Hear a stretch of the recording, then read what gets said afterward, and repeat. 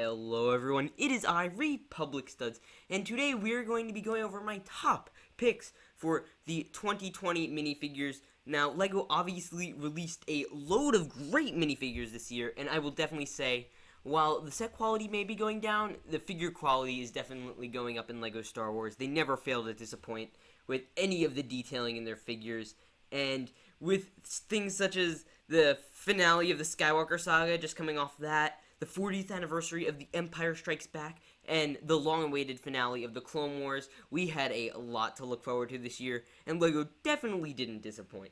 So with that said, let's get into my opinion of the best figures of 2020, and if you guys want to tell me your favorites in the comments, please do. Also make sure to subscribe. Okay, with that said, let's get into it. These are in no particular order, but we are going to be starting off with all of the Mandalorian from the Mandalorian Battle Pack. Now, we got many different ones, and you got a recreation of the original Mandalorian Battle Pack, which came with all the blue Mandos, but this time around, we got an orange Mando, a green Mando, a gray Mando, and a blue Mando. Like, half were female, half were male. These were very cool figures, and much beloved by everyone. They sold out, like, instantly, probably because the beginning of the year didn't have too much in the terms of figures in cheap sets. But there were two big sets that sold out, and I'll get into the rest of them. But those are amazing figures. The detail on them is absolutely astonishing. Everyone loves them. They are still for sale right now. And they are kind of on surplus because they sold out so much. And then they tried to restock, and they overstocked. They are very cool, and that's why everyone loves the brand new Mandos. Next up, we have the brand new Anakin and ObiWan from the Duel on Mustafar. Now, while their inclusion in the summer sets was not appreciated as much as it was at the beginning of the year, in January, you would remember that everyone was flipping up and down for these. They thought these were great, and this could easily be one of their best appearances, at least for the circumstances of the set, like that they're on Mustafar, and the fact that like a Revenge of the Sith Anakin hadn't been seen since without his radio since at least back in 2013 in the Palpatine's arrest. This was a nice inclusion, and the fact that finally like LEGO made a Mustafar set, which is kind of unheard of. And either way, I just thought these figures were cool, and they're great for customs. Obi-Wan's head could be used on a plethora of things, and it's a very affordable set and playable set that it comes in, so that's a nice benefit too. We have the Knights of Ren. Now, obviously, well, we're not going to talk about the patheticness of their characters in episode 9, and it was kind of sad how little they were used. LEGO definitely has a better representation for what they should have been, because they are such an outstanding figure in LEGO. And first, we got Trunjin. We got 3 of them, all in different scents. But he is from the Ty Dorito set. I don't care what it's called. I'm calling it the Ty Dorito. And his printing is absolutely superb. He has a brand new helmet mold and a knife piece, and it's just epic. I love him. Next up, we got Vickrell, who came in Pose X-Wing. Again, I'm not huge with the names of the Knights of Ren. Not a huge sequel dude. That's why I'm Republic Studs. But we got them in Pose X-Wing with a new helmet as well, as super cool and clean, and we probably won't see again. And also, I want to correct that we actually got 4 Knights of Ren this year. Let me just clarify that. But then after that, we got the transport ship, which came with Kuruk and Cardo. And they also, again, all had custom helmet molds. They are great if you guys want to make your own custom Sith Lords or something along those lines. While I personally do not own a single one, in fact, I don't own a singular Episode 9 set yet. I will eventually. But they are definitely great figures that I did not pick up. From Pose X-Wing, we have Janna, who is suspected to be Lando's daughter. She probably has the coolest hairpiece in all of LEGO Star Wars that I could think of. I literally cannot think of a cooler hairpiece than the one that comes on Janna. But when you see her hairpiece is just absurdly good. I can't use any other words to describe it, and that's really why she's up here. The printing on her everything is alright, but this is definitely an underappreciated figure and hairpiece. Land Speeder, we got Luke with a poncho. I know, it's just a poncho. Ponchos are cool, but still not worthy of me buying a $30 Land Speeder. Okay, next one. Now we're going to be moving on to the Summer Wave. I know, There weren't too many figures in the beginning of the year. I thought they were all okay. We got a lot of reuses, a lot of just meh figures. We did get Wedge Antilles, but they could have used the new helmet mold, which they have seemingly abandoned. But at the start of the summer wave, if we're going to call it that, it's more like a fall wave, we got the 332nd and 501st Troopers, which I combined because they're basically the same minus the helmet difference. They have the exact same torso. And let me just say, everyone loved these, obviously. There's a good reason for that. The 332nd Trooper came in the AAT, and the helmet alone is going for like $15 on Bricklink, which is bonkers. And it is an absolute beauty of a figure. Both of them were, or the 501st Legion Clone Trooper came after a 2-year-long campaign. LEGO even admitted that that was the main reason they did it. It was a gorgeous set, and I own 15 of them, and I have a lot of fun with them. Everyone loves the 501st Troopers. They just look great. I know a lot of people, it's contested whether they're up here, but I think even if you don't like the figure, you can at least appreciate the fact that this whole movement happened and that LEGO listened and there's a whole meaning behind these figures, which is awesome. So, yeah, that is just a huge thank you to LEGO for acknowledging our existence.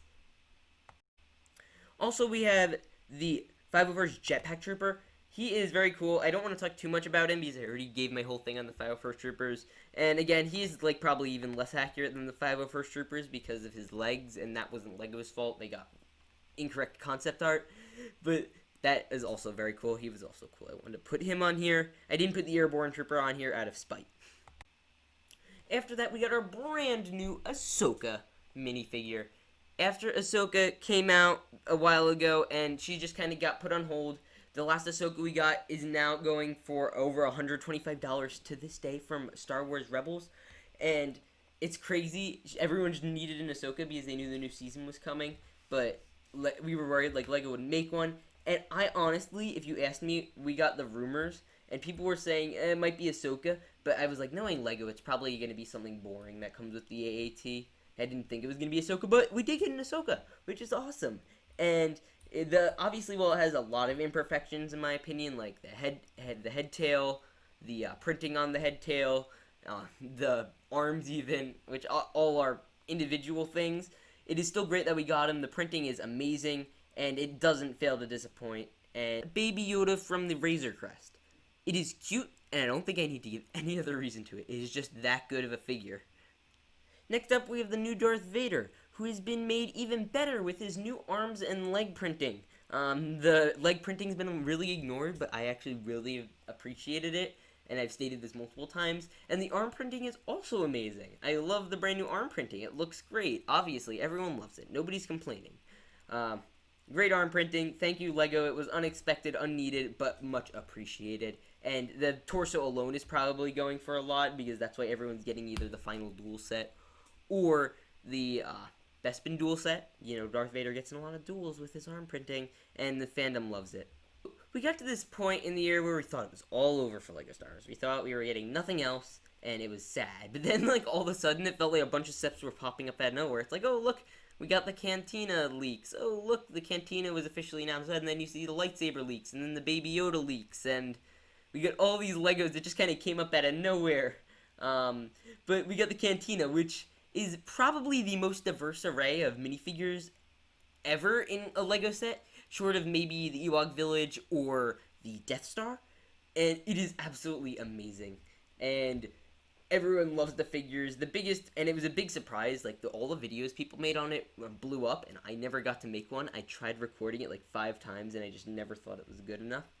But we got the Imperial Spy, which I don't know what his real name is, but everyone's calling him that. And he is really famous because of his appearance in LEGO Star Wars Skywalker Saga, or Complete Saga. And I honestly, it's better than anyone could have ever dreamed. The way LEGO did it was amazing. The way they like have the mold and everything, it couldn't have been better. It's perfect in literally every single way.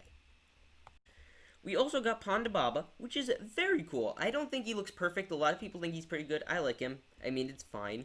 I think it's great. I mean, it's just okay. But it is definitely revolutionary. I think the mold could have been better. LEGO can do better molds. They're getting a bit lazy when it comes to Star Wars molds.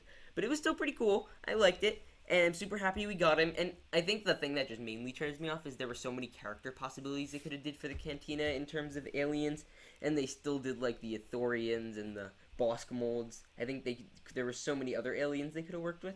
But either way, great figure. We also got Dr. Evzan. He's pretty cool. He almost looks like a pirate. And on top of that, we got some other cool aliens. I feel the most notable are Labria. He's the Deveronian dude. He kind of looks like a devil Deveronian. I like him. He looks great. We got the Bat Guy. His name is Cabe. He is a freak. And we got Momoa Madden. He's an Ithorian. I love Ithorians as a species. I don't know why. I just like the Ithorian as a... I don't know. It's just a weird thing. Like, I love alien species in Star Wars. The Celestins are gorgeous. They're just so neat to me. I think that's one of the things I like most about Star Wars. And we also obviously got like the Bosk looking dudes, and we also got Jawa and a bunch of other figures we've already gotten, but they are absolutely great. Finally up, I have a few more that come in like weird sets. So first we got the Darth Maul from the LEGO Star Wars book, which is still on Amazon for $12, so if you want him. This is a amazing figure. I cannot describe how cool of a figure this Darth Maul is. He is just cool. He has great printing. It is the Crimson Dawn one from Solo. I totally recommend you pick up the book on Amazon.